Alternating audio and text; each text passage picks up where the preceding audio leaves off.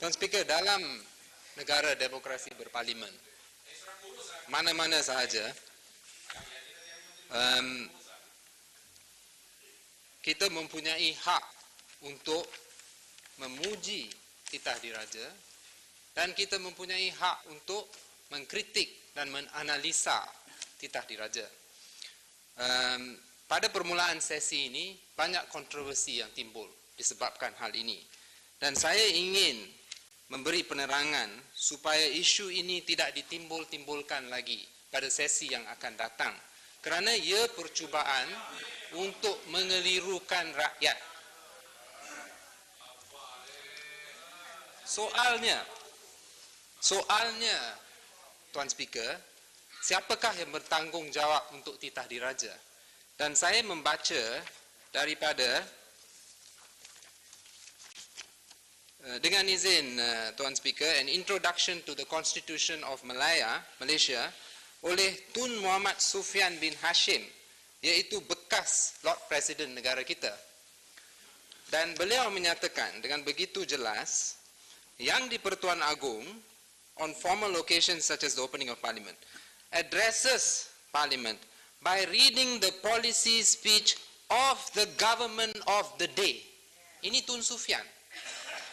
Tetapi persepsi yang amat tidak baik, Tuan Speaker, telah diberikan oleh pemimpin Barisan Nasional dan juga wakil rakyat mereka, bahawa dengan menyoal dan mendebat dan menyatakan bahawa titah diraja itu adalah tanggungjawab Barisan Nasional, maka pembangkang itu tidak taat kepada raja. Ini adalah salah satu tomahan yang amat serius dan mengelirukan rakyat. Saya juga merujuk kepada Wade and Bradley classic text dengan izin constitutional law, di mana dinyatakan the speech for which the cabinet is responsible, announces in outline the government's plans for the principal business of the session, dengan izin Tuan Speaker. Jadi bermakna, Tuan Speaker, langsung tidak ada isu mengenai siapakah yang bertanggungjawab bagi titah diraja. Dan ini adalah cara di negara demokrasi berparlimen dan ini perlu difahami. Yang menakjubkan adalah inilah sistem yang kita telah amalkan sejak tahun 1959 lagi, sejak parlimen pertama, sejak yang di-Pertuan Agong yang pertama memberi titah diraja yang pertama, 12 September 1959.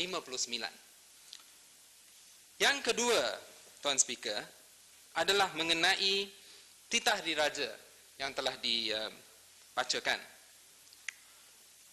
Kandungannya, sepatutnya kandungan titah diraja adalah mengenai polisi, plan dan rancangan kerajaan bagi sesi yang akan datang, bagi tahun yang akan datang.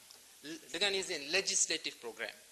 Tetapi apabila kita melihat titah diraja kali ini, ia mengandungi kebanyakannya kritikan tersirat terhadap pembangkang dan melaung-laungkan pencapaian kerajaan Barisan Nasional. Tuan Speaker, ini bukanlah tujuan. Ini bukanlah tujuan Tuan Speaker, penjelasan. Titah diraja. Saya Glugo. Padang Serai. Ya. Setujukah Padang Serai kalau saya katakan bahawa kerajaan negeri Pulau Pinang juga membuat perkara yang sama, mengarang teks untuk Tuan Yang Terutama Tun dan dibaca oleh Tuan Yang Terutama Tun, dan mana teks itu juga menerangkan tentang segala yang telah dibuat oleh kerajaan DAP di sana dan juga memberikan kata-kata sinis kepada kerajaan pembangkang Barisan Nasional. Jadi Padang Serai setujukah bahawa apa yang Padang Serai sebutkan tadi juga perkara yang dilakukan sendiri oleh Pakatan Rakyat? Terima kasih. Tuan Speaker, jawapan yang mudah sahaja. Apa yang dikatakan tadi, saya percaya kerajaan negeri Pulau Pinang tidak meletakkan di dalam titah diraja isu-isu yang amat kontroversi di negara seperti keputusan pilihan raya umum ke-13, di mana Kerajaan Barisan Nasional memasukkan itu juga di titah diraja dan menimbulkan isu itu dan meminta semua rakyat untuk menerima keputusan pilihan raya umum ke-13. Tidak betul, langsung tidak menuruti prosedur dan tradisi demokrasi berparlimen untuk memasukkan perkara yang kontroversi ke dalam titah diraja. Ini dengan izin Tuan Speaker adalah basic. Apa tu? Basic. Minta sikit, Ya. boleh? Minta laluan. Ya sila Padang Besar. Lepas ni. Oh, tak, Sikit tak lah. diberi laluan. Sikit Saya saja, tak sikit. bagi laluan. Baca peraturan mesyuarat, saya tak bagi laluan. Tak bagi laluan, Sikit, sila sikit, duduk. Baca peraturan mesyuarat, saya tak bagi laluan. Lepas ni. Tuan Speaker, mengenai kandungan titah diraja. Saya tadi sebelum dicelah tadi menyatakan mengenai kandungan iaitu program legislatif dan sebagainya. Bukan apa yang dilakukan. Dan ini juga jelas. Tadi saya baca bahawa mesti ada legislative program bagi tahun yang akan datang. Kalau kita lihat titah diraja, dan ini penting, Tuan Speaker, kerana ini adalah outline program untuk membolehkan kita di Dewan Yang Mulia ini untuk mengkritik, menganalisa dan berdebat mengenai plan kerajaan untuk tahun yang akan datang. Ini adalah basis demokrasi kita. Jika tidak ada fakta di dalam titah diraja, jika kerajaan tidak menyatakan apakah itu bil dan sebagainya secara outline, dengan izin, secara outline yang akan dibawa, bagaimana kita hendak menjalankan satu perdebatan yang bermakna. Dan ini adalah sesuatu yang tidak baik untuk demokrasi kita. Dan saya juga ingin merujuk kepada titah diraja yang pertama oleh Yang di-Pertuan Agong yang pertama daripada Hansard 12 September 1959 sebab selepas Merdeka Legislative Council dengan izin masih ada sehingga Jun 1999. Selepas itu titah diraja pertama 12 September 1959 dengan izin saya baca daripada Hansard. The formal, ini yang dinyatakan oleh Yang di-Pertuan Agong. The formal statement of the future policies and objectives of our government made by us as head of state in the presence of all members of the legislative authority. Jelas, apakah yang future? Jadi, dan kalau kita banding dengan di Westminster Queen's Speech, Mei 2013, hampir 30 item individu, iaitu bil untuk ini, bil untuk membawa perubahan ini, bil untuk membawa perubahan. Banyak yang telah disenaraikan. Dan itu yang perlu dibuat. Saya timbulkan perkara ini, Tuan Speaker, supaya ada perubahan. Supaya perkara ini direkodkan di Hansard. Dan supaya menteri-menteri yang tidak ada pada petang ini, supaya menteri-menteri mengambil, menteri kabinet, mengambil notis, supaya perkara ini tidak berulang. Kerana seperti saya kata, ia adalah tanggungjawab kabinet. Tuan Speaker, di dalam titah diraja, saya sentuh sekarang mengenai perkara penting yang tidak disebut di dalam titah diraja. Di dalam titah diraja, kita sebenarnya mahu lihat apakah tindakan yang akan diambil mengenai satu isu yang begitu merunsingkan dan telah mengecewakan rakyat negara ini. Dan itu adalah isu mati dalam tahanan polis atau mati di lokap. Saya lihat bahawa langsung tidak ada menyebut mengenai perkara itu oleh pihak kerajaan. Tidak ada jawapan. Dan kita semua mengharapkan bahawa IPCMC akan ditubuhkan. Sekali lagi, tidak ada apa-apa yang dinyatakan di dalam titah diraja mengenai IPCMC. Penjelasan. Padang Serai, Tasik Glogor. tahu tak? Ya, saya minta Sekejap, laluan. Tasik Glogor sekejap. Ya. Tadi dah Okey. dah celah. Duduk. Tasik Glogor. Betul. Tasik Glogor. 35 peraturan. Sekejap duduk ya. Ni Padang Serai nak bagi laluan Tidak, Tasik Glogor. Tak bagi bagi. dah sekali. Sila. Okey. Jadi Tuan Speaker, mengenai isu mati dalam tahanan di lokap, saya ingin dengan segera menyatakan kepentingan saya, walaupun kes-kes ni saya ambil secara pro bono, bahawa saya adalah peguam di dalam kes Kugen. Ya, itu adalah kepentingan saya dan saya menyatakannya. Tuan Speaker. Jadi saya sekali lagi berharap bahawa kerajaan mengubah rancangan mereka untuk tidak menubuh IPCMC dan bergantung kepada EAIC dan sebagainya, dan pada kadar segera menubuhkan IPCMC kerana ini melibatkan nyawa rakyat. Itu perlu diingati. Nyawa rakyat. Dan hari ini saya nak beritahu juga Tuan Speaker, Tuan Speaker, bahawa kesengsaraan setiap keluarga orang yang mati dalam tahanan polis, mungkin semua yang kebanyakan yang berhormat di sini tidak tahu, saya tahu. Ia adalah satu kesengsaraan dan kesakitan yang amat sangat. Lebih teruk daripada tahanan yang disiksa sampai mati seperti Kugen dan Dharmendra. Jadi kita perlu mengambil perkara ini serius, tak kira dari belah mana, dan pastikan bahawa sesuatu yang efektif dilakukan untuk memberhentikan gejala pembunuhan di dalam tahanan polis oleh anggota polis. Saya meneruskan kepada isu yang lain, Tuan Speaker, iaitu saya hendak menimbulkan satu lagi perkara yang kita harap akan dinyatakan di dalam titah diraja tetapi tidak dinyatakan, iaitu proses pendemokrasian dan mengembalikan negara kita kepada prinsip-prinsip atas mana negara kita telah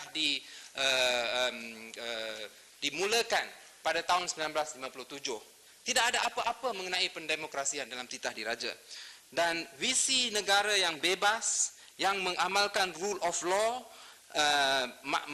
malangnya kita telah menyimpang daripada apa yang dijanjikan kepada rakyat negara ini dalam tahun 1957. Di sini, Tuan Yang di-Pertua, saya meminta izin membaca sedikit sahaja daripada titah diraja yang pertama pada sesi parlimen yang pertama negara kita, 12 September 1959, oleh Yang di-Pertuan Agong yang pertama. Dan saya baca sedikit dengan izin Tuan Speaker, dan dokumen ini, titah diraja pertama ini adalah begitu penting dan saya harap ia akan sekali lagi bergema di dalam Dewan Yang Mulia ini. It is the product, dengan izin, it is the product of many minds working with a common aim to evolve a basic charter for this new Malayan nation of ours. A charter of our firm faith in the concepts and traditions of parliamentary democracy. And finally, and most important of all, a charter of our common belief that certain fundamental liberties are essential to the dignity and self-respect of man. Tuan Speaker, ini bukan Declaration of Independence of the United States. Ini adalah titah diraja Yang di-Pertuan Agong yang pertama, yang telah dilupakan oleh di bawah pentadbiran Barisan Nasional untuk 55 tahun yang lalu. These fundamental liberties, dengan izin Tuan Speaker, these fundamental liberties are written into our Constitution. They include the liberty and equality of persons under the law, the basic freedom of speech, and the freedom of worship. Dan ini penting, Tuan Speaker, iaitu, therefore, we wish all our subjects on this historic day to know and understand that the Constitution of the Federation of Malaya, our Charter of Rights and Liberties, is now finally and completely in operation. Tuan Speaker, ini perkataan yang dikeluarkan pada tarikh permulaan negara kita sebagai negara yang bebas, iaitu 1959. Apa yang telah jadi selepas itu? Freedom of worship, freedom of speech dinyatakan di sini. Selepas itu, pihak pembangkang dan sesiapa yang tidak sehaluan dengan kerajaan ini seperti disentuh oleh Yang Berhormat Marang pagi tadi, tidak diberi apa-apa akses kepada media. Dari dahulu sampai sekarang. Tidak ada akses kepada media radio, tidak ada akses kepada media televisyen, tidak ada akses kepada media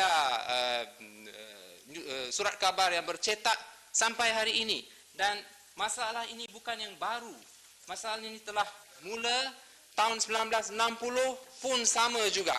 Kita lihat pemimpin pembangkang membuat ucapan yang sama di Dewan Rakyat pada masa itu, meminta untuk hak supaya pembangkang diberi peluang bercakap di dalam radio Melaya. Mengapa Kerajaan Barisan Nasional begitu takut sehingga hari ini suara kita, imej kita dilarang daripada media elektronik dan cetak negara kita? Tiada jawapan apa-apa kepada soalan ini, Tuan Speaker, kerana ia tidak boleh dijawab. Dan saya harap bahawa selepas ini kita kembali kepada visi negara ini yang diucap oleh Yang di-Pertuan Agong yang pertama. Dan dari segi itu, pagi tadi Yang Berhormat Keluang telah menyentuh mengenai reform di Parlimen. Ada dua perkara, Tuan Speaker. Kita perlu kembali kepada tradisi demokrasi berparlimen, tradition of parliamentary democracy. Ia bermakna untuk membawa kembali the parliamentary spirit. Parliamentary spirit ataupun semangat parlimen. Bermakna apa dia? Bermakna memberi kepada pembangkang hak untuk bersuara di dua tempat, di parlimen dan di negara. Dua-dua ini amat penting. Dan kalau kita lihat di parlimen, banyak masalah di mana suara dan perdebatan yang efektif tidak boleh dilakukan. Soalan terpaksa diberi 14 hari sebelum sesi persidangan. Bermakna soalan itu menjadi tidak Penjelasan. dan still. Dan yang kedua, Penjelasan boleh. opposition Betul, Tak Speaker. siap gelugur tak ada sekali masa lagi. lagi. Maaf, tak ada masa lagi. Sikit je, pendek Tak ada je. masa lagi, maaf. Kalau tidak Sikit saya je. benarkan, tak ada masa lagi. Tak, Opposition yang kedua, saya kurang faham. Tuan Speaker, Nak penjelasan opposition sikit je. days. Minta kebebasan. Di Westminster, Kebebasan Ni bersuara. kebebasan untuk 20 bersuara ni. Bersiasan hari bersuara. pembangkang diberi Padang Serai, ataupun kebebasan 20 bersuara. opposition Bertanya. days. Kebebasan nak Langsung bersuara tidak ni. ada di sini. Ni kebebasan nak bersuara. Seluruh program ditetapkan oleh kerajaan dan kita Saya tak diberi dapat di kebebasan apa-apa bersuara peluang. ni. Itu yang kedua. Yang ketiga, jawatan kuasa pilih, Tuan Speaker, jawatan kuasa pilih ataupun select committee. Sistem ini perlu digunakan dengan cara yang betul. Di Westminster sejak tahun 1979, setiap government department ada satu jawatan kuasa pilih. Di sini tidak ada. Dan itulah caranya untuk kita menyelidik dan pastikan bahawa perbelanjaan dan polisi setiap kementerian dilakukan secara betul. Terima kasih. Yang kedua, Tuan Speaker, adalah saya kata bukan sahaja di parlimen tetapi di negara juga. Di negara, kebebasan bersuara saya dah sentuh mengenai akses kepada media yang amat penting, tetapi juga minta hak penjelasan. untuk berhimpun Datuk dan Speaker, nak mohon hak untuk penjelasan daripada bersuara Padang Serai. amat penting. Satu minit. tak saya Datuk gelugur Speaker, sekali lagi. satu je. Tak, Hak saya untuk- Tak Hak diberi untuk laluan, tak bersuara. diberi laluan. Sila Hak duduk. untuk Datuk Speaker, bersuara. Sila Hak duduk. untuk bersuara iaitu di bawah Akta saya tak boleh Hasutan. bersuara ni.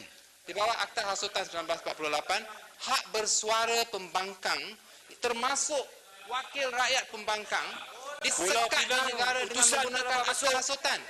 Sehingga kita ditangkap, dituduh, Batu dituduh dan beberapa lagi wakil rakyat pembangkang dituduh. Pulau Pinang ada utusan tak dapat semata-mata masuk kerana Kuala Ketan. menyuarakan Jawab.